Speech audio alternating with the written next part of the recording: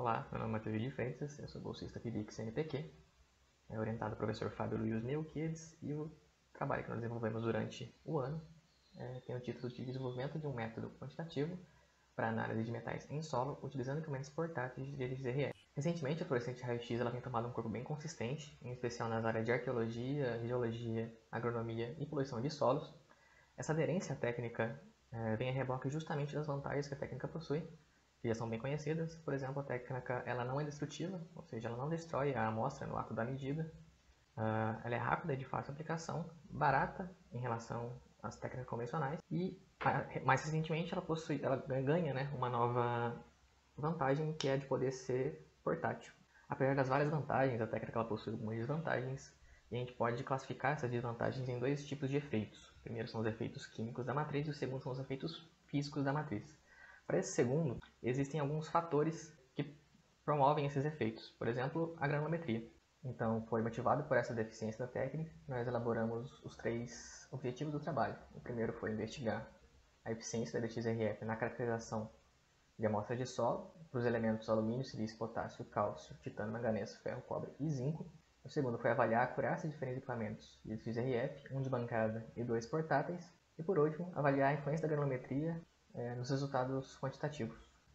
Falar um pouquinho sobre a metodologia. Como já foi dito, a técnica utilizada foi a fluorescência de raio-x por dispersão de energia, e essa técnica ela possui seus alicerces nas interações entre a radiação e a matéria, em especial o efeito fotoelétrico. Os equipamentos que nós utilizamos no trabalho foram o Tracer 5i, fabricado pela Bruker, um portátil, o Laboratório Media, fabricado pelo Laboratório de Física Nuclear aplicada da UEL, também portátil, e o LX720, que foi o único de bancada, que foi fabricado pela Shimatsu. No trabalho, nós utilizamos tanto a amostra de solo que nós coletamos, quanto a amostra de solo de padrões certificados. Das amostras de solo que nós coletamos, a intenção com elas era justamente verificar a influência da granulometria nos espectros de DXRF, enquanto nos padrões certificados, a intenção era fazer o processo de calibração e validação de cada equipamento. Para as amostras que nós coletamos, 5 passos foram seguidos para fazer o processo de preparação de amostra. Então, elas foram secas a temperatura ambiente, maceradas e peneiradas, separadas em diferentes condições de granulometria, que foram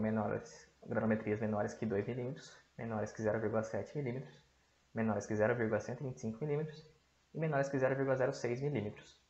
Foram acondicionados em recipientes próprios para DXRF e em seguida nós fizemos duas amostras de cada granulometria, então elas foram feitas em duplicata. Para os padrões certificados, eles já vêm pré-preparados, então eles já foram secos e peneirados. O que nós fizemos foi acondicionar eles em recipientes próprios para DXRF e em seguida fazer duplicata, assim como as outras amostras. A análise estatística que nós utilizamos para verificar a influência da granulometria sobre os espectros foi baseada em 2 técnicas multivariadas. A primeira é a ANOVA e o teste Dunnett, que é um teste de comparação entre médias.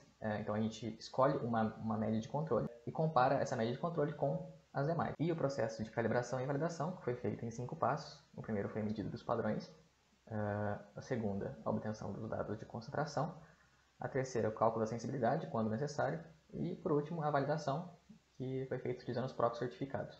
Nesse processo, algumas figuras de mérito foram analisadas. A primeira foi o limite de detecção, o segundo, o limite de quantificação e, por último, a recuperação. Falar um pouquinho dos resultados que nós obtivemos no processo de calibração e validação, mais especificamente nos resultados de recuperação. Com os dados de recuperação, nós fizemos um box plot das recuperações em função de cada equipamento.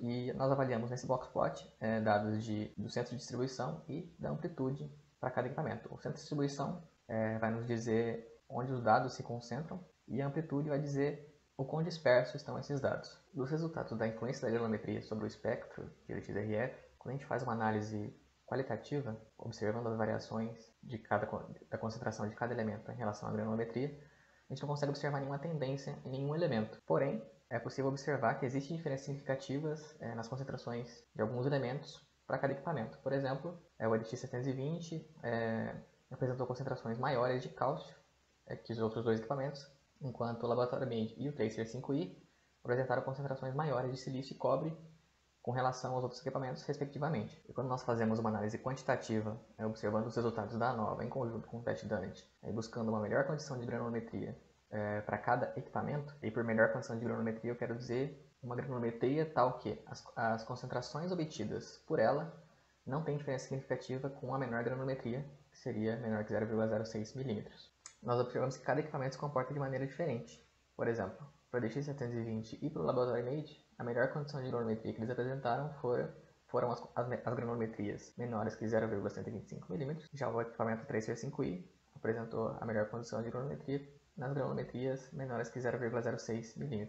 Nós tentamos também corrigir os efeitos causados pela granulometria através de uma correção que se chama correção por normalização com espalhamento Compton.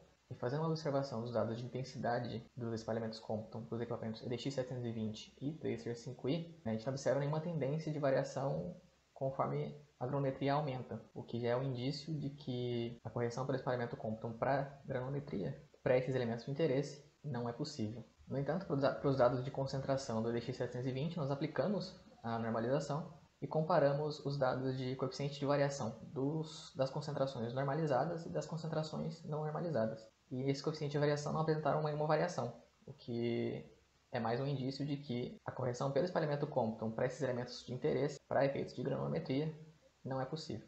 Finalmente, as conclusões. Nós concluímos que o EDX-RF se mostrou eficiente na caracterização dos elementos de interesse. O equipamento que se saiu melhor foi o EDX-620, seguido do Laboratory Made e, por último, o Tracer-5i. Constatou-se também que os equipamentos utilizados se comportam de maneira diferentes quando confrontados com o fator granulometria. Com relação ao espalhamento Compton, nós constatamos que, para a correção de granulometria para esses elementos de interesse, a correção não é eficiente.